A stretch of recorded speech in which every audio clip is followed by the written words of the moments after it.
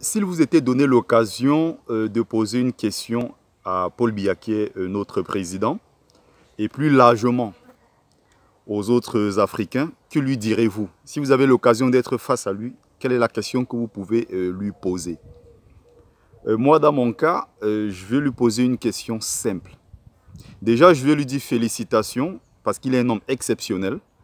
Et par la suite, je vais lui demander quel est son secret pour maintenir dans la peur pendant plus de 36 ans un peuple aussi intelligent que le peuple camerounais. Parce qu'il faut bien le préciser, c'est un peuple assez intelligent, mais je n'arrive pas toujours à comprendre jusqu'ici comment un peuple comme celui-là s'est laissé pendant beaucoup d'années mené par des personnes comme ça. Je lui dirais félicitations, pardon, et en plus de ça, je vais lui dire si possible, prends une cadibière bien glacée et tu bois. Si j'ai la possibilité d'être vraiment face à lui, je lui dirai ça de façon claire. On est un peuple de bavards, un peuple de peureux, un peuple de lâches. Il faut savoir le dire et il faut le reconnaître à un certain moment. Quand je parle d'un peuple qui est lâche et autre, je parle de nous autres Camerounais d'aujourd'hui, y compris moi-même. Je parle de ces Camerounais-là post-indépendance.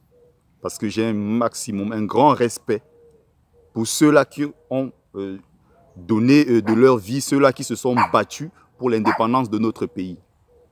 J'ai un maximum, un grand respect pour ceux-là. Mais pour les Camerounais que nous sommes aujourd'hui, Camerounais d'aujourd'hui, à un moment, je me pose des questions, je me dis, mais qu'est-ce qui ne va pas au fond?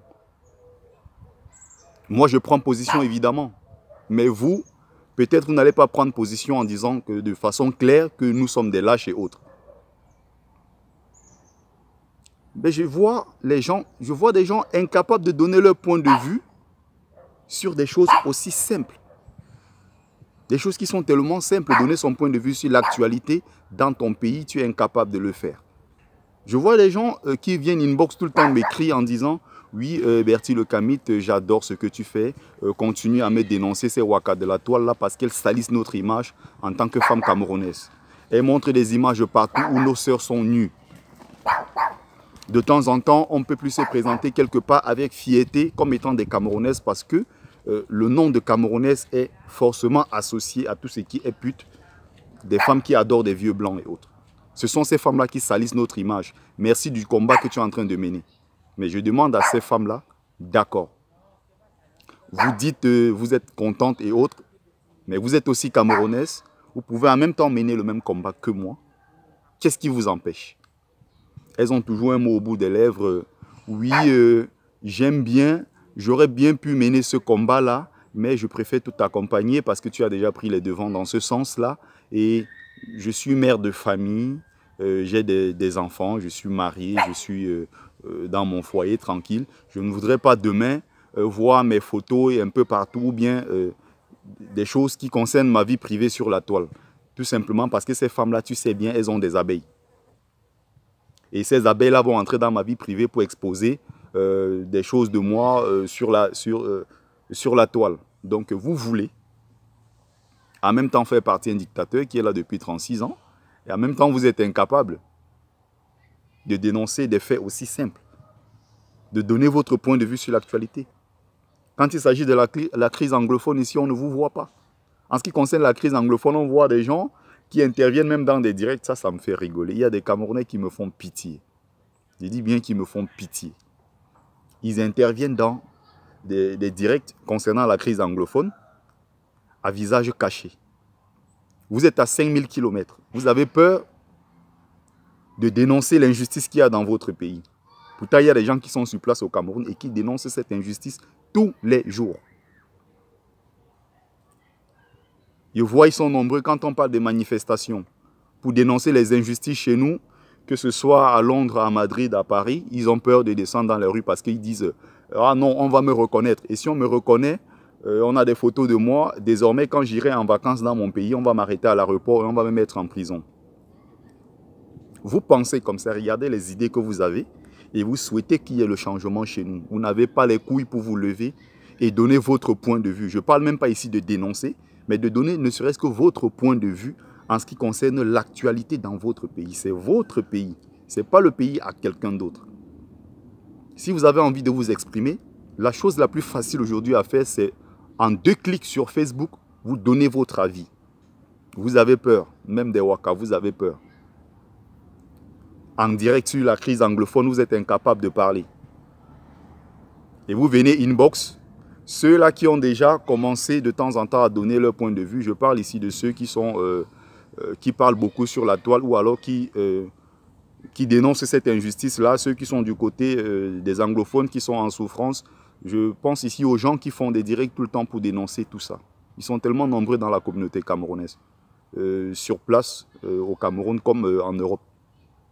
Vous êtes incapable de faire ce genre de choses et vous voulez que chez nous, on n'est plus des dictateurs, vous voulez chez nous que les choses marchent comme ailleurs. Si ça marche ailleurs, c'est parce que les gens ont eu le courage, ils ont eu les couilles pour se lever et aller dire non, arrêtez ceci, arrêtez cela. Ils ont eu les couilles pour aller dire stop à l'injustice. Pour ceux qui ont même le courage sur Facebook de mettre Biamosgo, ils mettent Biamosgo et ils sont en faux profil. Ça me fait rigoler. Et vous voulez le changement.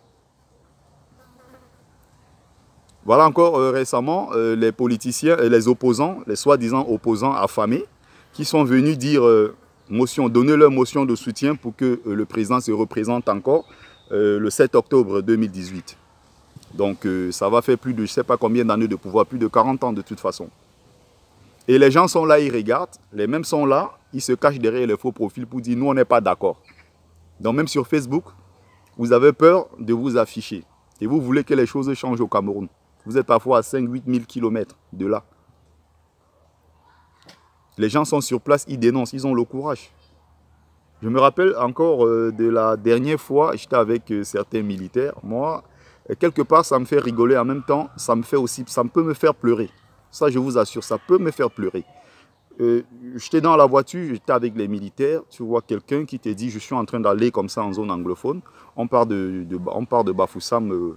On parle de Tchang pour Bafoussam. Le monsieur est en train de dire depuis 1999, je n'ai plus tué quelqu'un.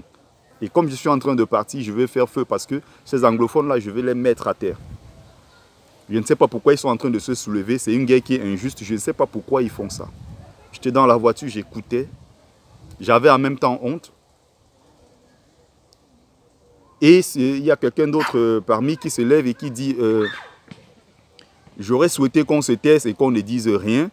Et qu'on laisse les choses avancer parce que ce qui est sûr, il y en a plus 10 ans au pouvoir, ce type-là va bientôt mourir. Quand j'entends ça, ça me fait rigoler. Et il est en train d'aller en zone de guerre. Qu'est-ce qui lui garantit qu'il va revenir vivant? Il est en train d'aller dans une zone où on massacre des gens au quotidien. Qu'est-ce qui peut lui donner la moindre garantie qu'il va rester vivant après Bia? Qu'est-ce qui lui donne cette garantie-là qu'il peut connaître l'après-Bia, ou bien que Bia va mourir avant lui? Il est en train de partir en zone de guerre, donc évidemment, il peut bien mourir avant Paul Bia. Il dit, ne nous gênons pas, laissons les choses couler naturellement. C'est que si ce type-là n'a plus 10 ans de vie, comme s'il était Dieu pour décider de quand quelqu'un va mourir.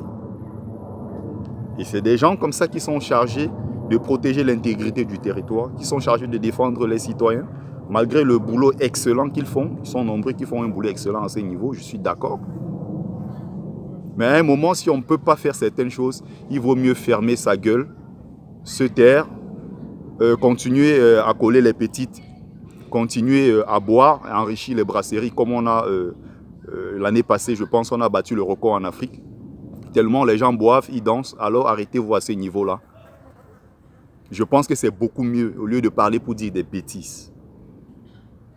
Les Ivoiriens ont vraiment raison de se moquer de nous au quotidien. Vous ne pouvez pas vous rendre compte ici de ce que les Ivoiriens disent de nous quand on part dans leur communauté. Il suffit qu'on ouvre le dossier Gbagbo Ouattara, les Ivoiriens nous disent « taisez-vous, fermez vos gueules, votre président est là depuis 36 ans, vous êtes incapable de le chasser. Ne venez pas surtout parler de l'affaire Gbagbo Ouattara.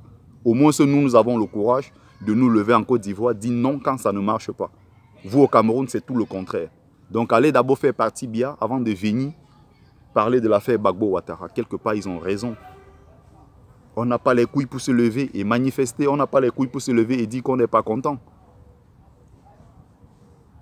même pour donner son point de vue, qui peut ne pas être une prise de position claire, mais donner son point de vue, les gens se cachent derrière les faux profils. Vous venez inbox écrit voilà, je suis content de ce que tu fais, continue dans ce sens. Vous êtes aussi Camerounais, vous pouvez dénoncer, ça vous concerne également. C'est aussi votre pays.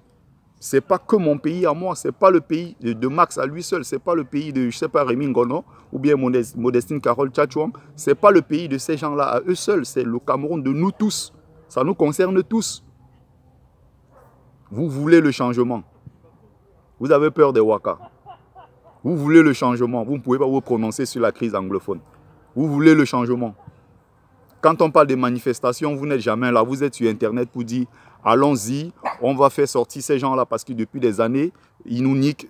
Depuis des années, ces gens-là, ils sont tellement... ils ont détourné les fonds publics. Ces ministres, on n'est pas contents. Ces dirigeants, on n'est pas contents d'eux. Je suis d'accord. Qu'est-ce qu'on fait concrètement pour que les choses puissent bouger? On ne fait rien sur le terrain et on attend le miracle. D'autres arrivent même à dire, de toute façon, ce qui est sûr, les choses vont se faire naturellement.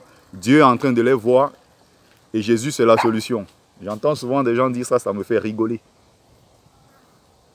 Vous pensez qu'ailleurs aujourd'hui, les choses se passent bien parce que les gens sont restés bras ballants, bras croisés. Ils ne se sont pas levés pour se battre pour le changement dans leur pays.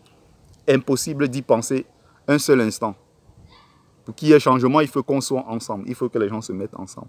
Quand je regarde l'actualité aujourd'hui avec des politiciens affamés qui viennent dire qu'ils sont d'accord pour que le président dépose encore sa candidature, je me dis on est mal parti. Et même si je suis d'accord ces dernières années, il a pas mal bossé. Il y a des gens qui viennent dire ces dernières années, si il travaille bien, il faut encore lui donner une nouvelle chance. Je me dis c'est très très mal parti s'il faut attendre que quelqu'un vienne prendre en otage un pays pendant 30-35 ans et que les dernières années de son mandat, il commence à bien bosser. Je me dis là, ça va être super chaud quand même. Apprenez quand il le faut, dénoncez quand il le faut, donnez votre point de vue.